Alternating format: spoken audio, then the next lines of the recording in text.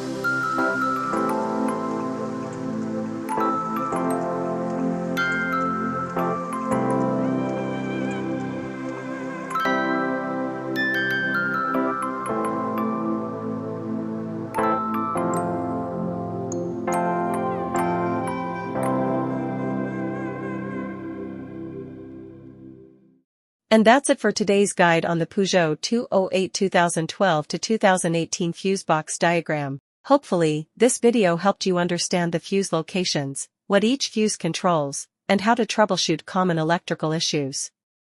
If you found this helpful, hit that like button, and don't forget to subscribe for more Peugeot DIYs and car maintenance tips.